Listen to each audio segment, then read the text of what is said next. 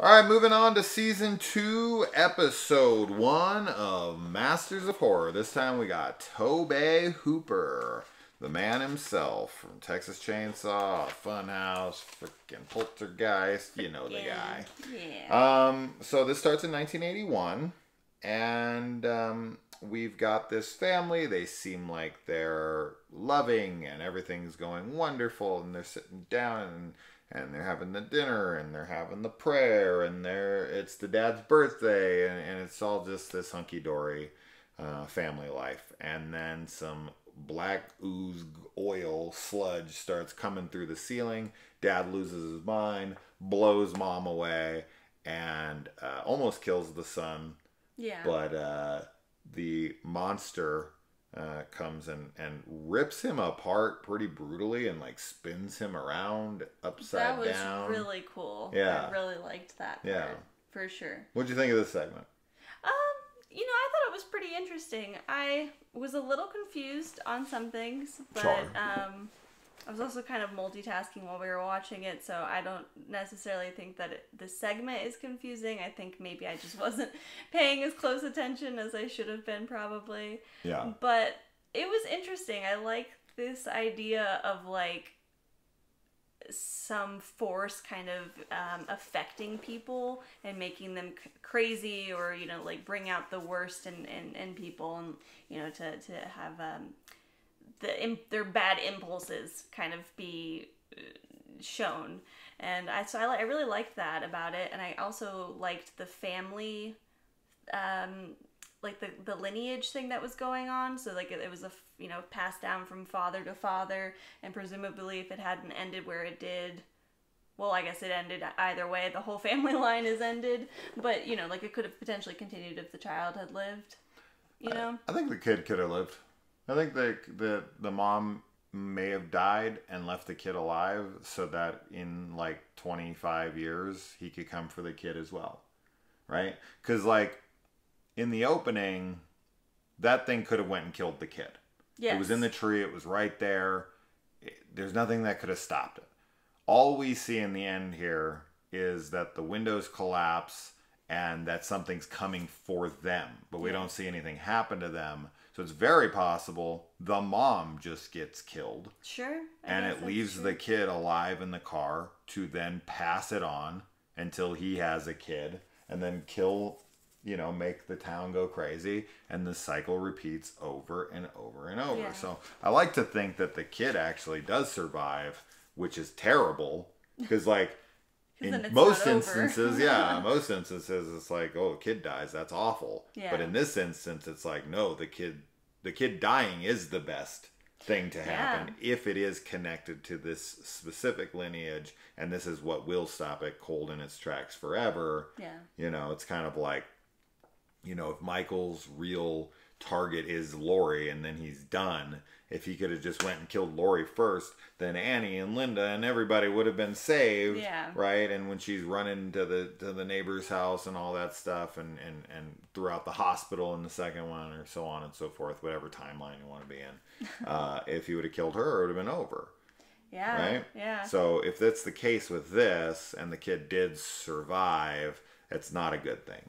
We want him to be dead if it stops there. Right. Now, if it just transfers over to another person and their lineage from there, then it doesn't really matter.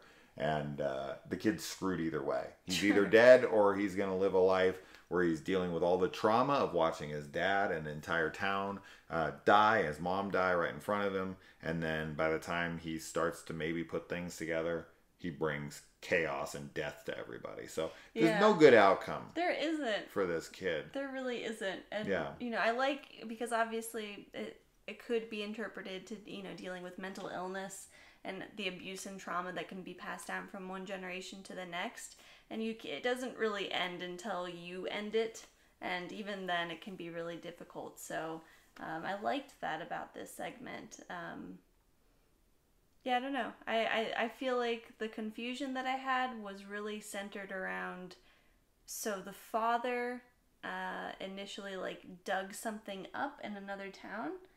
Is that what? Because I guess that's what I was confused on. I didn't really understand where. I think we see a newspaper clipping about oil. Yeah, And the oil is the damned thing. Okay. Right? And it latches himself on. And I think it brings out the worst impulses. I was thinking maybe he was not being controlled by it. Mm-hmm. And that, like, he's like, oh, it found me. Because that's what he says. And I think he was like... Because what I took from the opening in 1981 is that he was...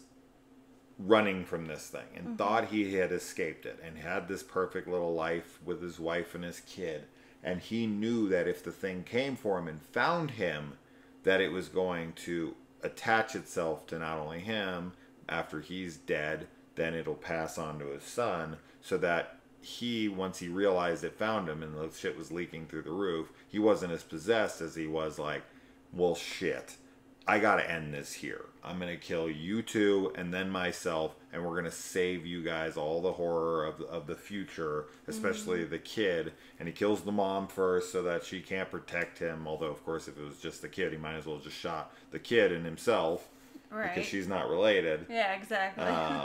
But I don't know. I don't really know how it works. I just thought that maybe he wasn't being controlled and he was just trying to end it right there, right then.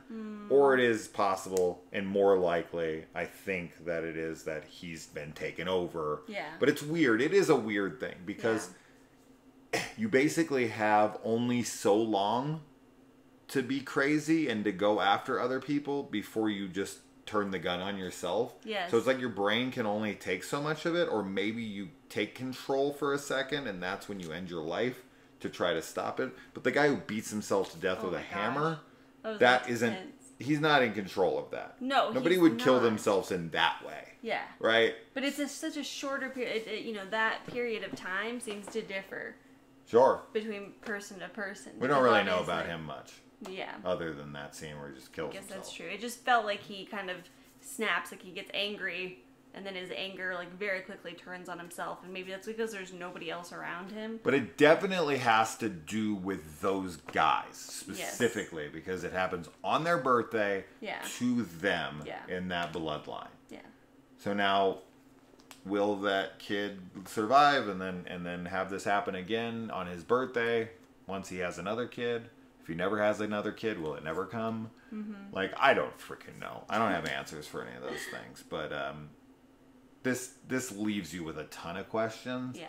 But at the end, is it entertaining? Is it a cool little slant? One thing I definitely feel like we need more of is like everybody losing their minds. Totally. And like something coming and controlling, like a whole town losing their minds collectively. And not knowing who to trust. Oh my god. And everyone's starting to just like kill randomly. And there's nothing you can be done about that. I mean, we've seen this depicted before, but just there's something about that that's I shouldn't say something about that. Everything about that is terrifying. Yeah. Well, I think that's why, like, with the sadness, right? That's kind of the whole... And that is why that movie is pretty scary. Because it is like everyone losing their minds. Yeah. And, but it is the lack of trust and the paranoia, which is always like such a good quality to have in horror. Like that element just really elevates everything, because I think because humans are social creatures, when you are not able to trust people around you, especially loved ones or friends or whatever, I don't know, it just puts you in this state of like you don't know what to make of anything at that point, because it kind of calls everything else into question. Do you think that the cop played by Sean Patrick Flannery here, do you feel like he was already somewhat under the influence? Because the mom became infected with the anger and whatever, and she was able to pull herself out of it by just being slapped across the face. Right. Which is really odd, because other people are like hitting themselves in the face with a hammer and not coming out of it. When this girl gets one slap and she's completely fine, this other guy's taking a hammer to his face and keeps bashing his head in over and over and doesn't ever break himself out of it. Yeah. So it's like, once you get to the suicidal stage, it's too far gone by that point. I don't know. But the question I was going to say is that the idea of taking people when you already know that everyone in town is collectively losing their minds, you're going to take a group of the survivors and lock them in a basement together with weapons, and you don't think that's going to go bad?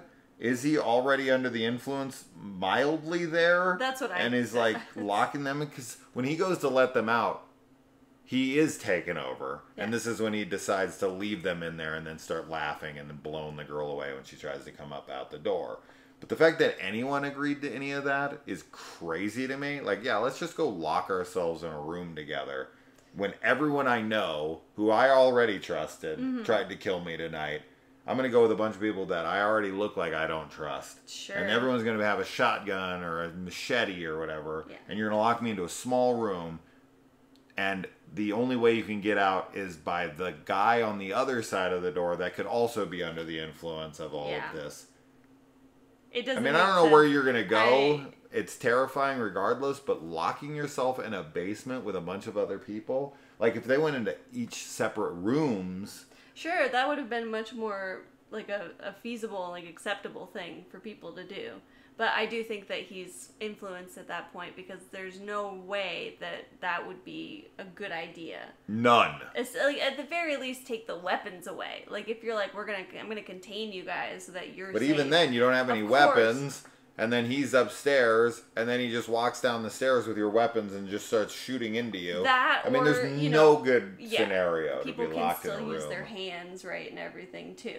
Not against shotguns, they can. No, but I mean against each other. Against each other, sure. Yeah.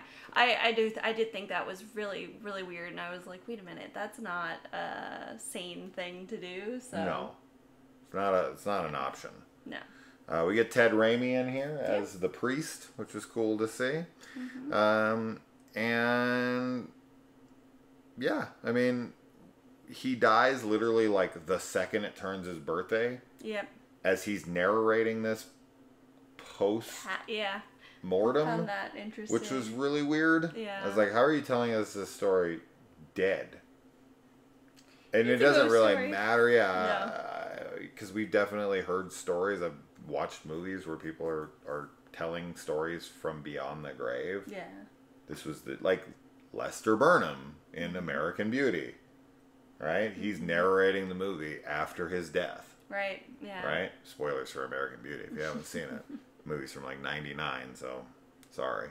But that's it. I mean, literally the movie opens with Lester Burnham being like, and in less than a year, I'll be dead. Yes. Right? Yeah. So, that ain't a spoiler. Anyway. Yeah. So, that's that. Overall, a confusing one, but has a cool kill and a decent concept. Not awesome. Not great. No. But entertaining enough. I liked it. Okay. Yeah, I liked it okay, too. And I'd like to see more towns losing their minds and killing people. Absolutely. Everybody's losing their minds. Just like the idea of going into a town, like on vacation or something, and it's like a quaint little like town that you've never been to. Yep, and then everybody is just like psychotic. But like not initially. At first you think everyone's fine, but then just weird stuff. Yeah, Hobbs End basically. Do you know how you know if someone's psychotic? How? If they're not subscribed to this channel. If they don't like this video, if they don't comment. That's how you know. If they don't follow us on TikTok, Instagram, and all those things. They are psychopaths. It's like you said, Gil. We're psychopaths. What movie's that from? All right, guys. Bye. Bye.